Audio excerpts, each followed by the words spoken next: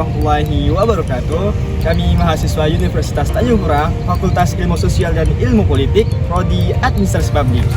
Di sini kami dari kelompok 2 akan membahas materi pembelajaran Sistem Ekonomi Indonesia yang diampu oleh Ibu Eka Apriani, SPD MAP, terkait Sistem Ekonomi Pancasila. Sebelum kami masuk ke pembahasan lebih lanjut, izinkanlah kami memperkenalkan diri terlebih dahulu.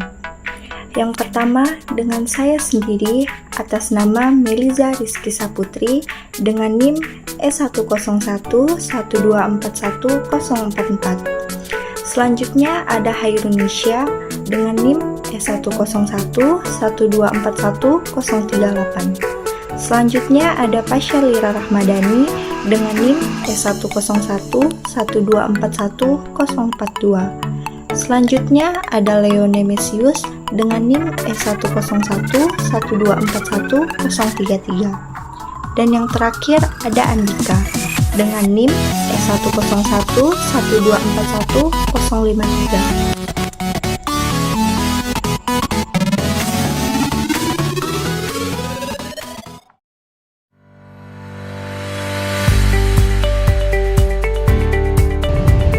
Sistem ekonomi Pancasila adalah suatu sistem yang berlandaskan atas nilai-nilai dan prinsip-prinsip yang terkandung di dalam Pancasila. Sistem ekonomi ini bertujuan untuk menciptakan keseimbangan antara pertumbuhan ekonomi, keadilan sosial, dan kesejahteraan masyarakat. Sistem ekonomi Pancasila berlandaskan dari 5 nilai Pancasila. Sila yang pertama yaitu ketuhanan yang Maha Esa. Maksudnya, sistem ekonomi Pancasila mengakui bahwa seluruh sumber daya alam dan potensi ekonomi merupakan anugerah dari Tuhan yang Maha Esa, sehingga hal tersebut harus digunakan untuk kepentingan semua orang. Yang kedua, ada sila kemanusiaan yang adil dan beradab.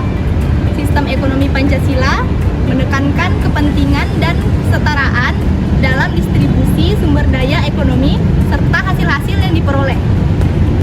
Yang ketiga, ada sila persatuan Indonesia, di mana sistem ekonomi Pancasila harus mengutamakan kepentingan nasional dan kesatuan bangsa, sehingga seluruh kegiatan ekonomi yang dilakukan harus berorientasi kepada kepentingan bangsa dan negara. Keempat, ada sila kerakyatan yang dipimpin oleh hikmat kebijaksanaan dalam permusyawaratan perwakilan, di mana sistem ekonomi Indonesia mengutamakan keterlibatan masyarakat dan partisipasi dalam pengambilan keputusan ekonomi.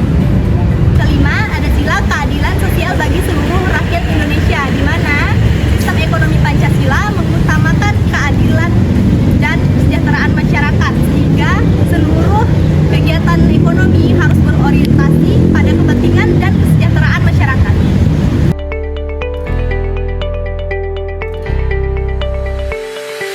Berikut implementasi sistem ekonomi Pancasila. Sistem ekonomi Pancasila dapat dilakukan melalui beberapa cara.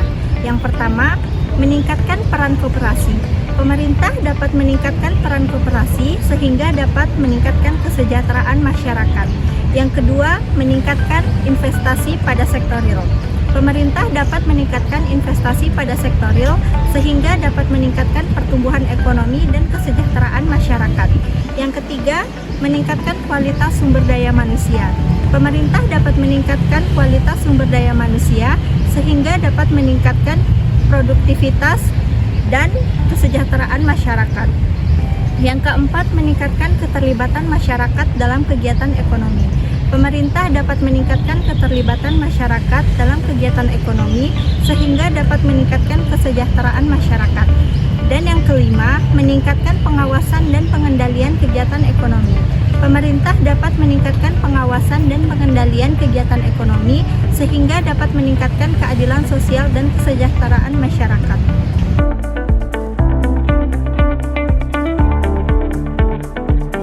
Selanjutnya, ada prinsip-prinsip sistem ekonomi Pancasila. Yang pertama, keadilan bagi seluruh rakyat, yaitu harus mewujudkan keadilan sosial yang merata bagi seluruh rakyat Indonesia tanpa terkecuali. Yang kedua, keseimbangan antara pembangunan ekonomi dan pembangunan sosial. Jadi, peningkatan ekonomi dan kesejahteraan masyarakat harus berjalan secara seimbang. Pembangunan ekonomi merujuk pada peningkatan kualitas ekonomi seperti industri, perdagangan, dan jasa. Sedangkan pembangunan sosial merujuk pada akses ke pendidikan, kesehatan, dan sebagainya. Ketiga, kesejahteraan bersama. Prinsip ini berarti bahwa semua kegiatan ekonomi harus diarahkan untuk meningkatkan kesejahteraan masyarakat secara keseluruhan, bukan hanya untuk kepentingan individu ataupun kelompok tertentu. Keempat, pemerintah berperan sebagai fasilitator, menempatkan pemerintah untuk meningkatkan dan membangun ekonomi yang stabil, meningkatkan infrastruktur, meningkatkan sumber daya manusia, serta meningkatkan akses ke pelayanan publik.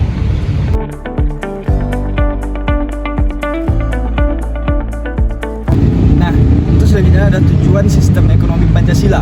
Nah, tujuan sistem ekonomi Pancasila ini adalah mewujudkan kemakmuran dan kesejahteraan masyarakat secara adil dan merata, sesuai dengan nilai-nilai yang terkandung dalam Pancasila dan Undang-Undang Dasar 1945. Beberapa tujuan utama dari sistem ini antara lain adalah yang pertama adalah kemakmuran dan mensejahterakan masyarakat. Yang kedua adalah meningkatkan pertumbuhan ekonomi yang dihasilkan dari adanya tindakan ekonomi dalam berbisnis. Dan yang ketiga adalah menstabilkan ekonomi dengan adanya kesempatan kerja yang luas.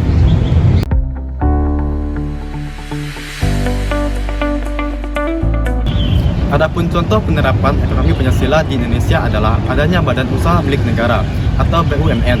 Ini merupakan salah satu bukti adanya peran negara dalam pengelolaan ekonomi di berbagai sektor dan adanya pengelolaan koperasi. Bibit-bibit sistem ekonomi Pancasila sudah ada dan sudah dilaksanakan oleh sebagian besar masyarakat Indonesia, terutama masyarakat pedesaan dalam bentuk usaha-usaha bersama berdasarkan atas asas kekeluargaan.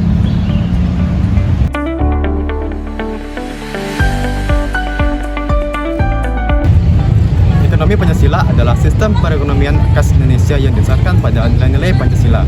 Prinsip-prinsip utamanya meliputi garis roda ekonomi yang dipengaruhi oleh rangsangan ekonomi, sosial, dan moral, mewujudkan pemerataan sosial, menciptakan perekonomian yang tangguh dan mandiri, demokrasi ekonomi yang didasarkan pada kerakyatan dan kekeluargaan, serta keseimbangan yang harmonis dan adil antara perencanaan nasional dan desentralisasi ekonomi serta otonomi yang luas, bebas dan bertanggung jawab.